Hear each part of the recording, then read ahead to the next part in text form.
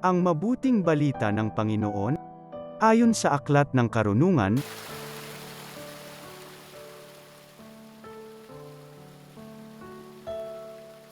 ang karunungan ay maningning at di kumukupas, madaling natatagpuan ng naghahanap sa kanya, at nakikita agad ng mga nagpapahalaga sa kanya. Madali siyang nagpapakilala sa mga naghahangad sa kanya. Hanapin mo siyang maaga at agad mo siyang matatagpuan.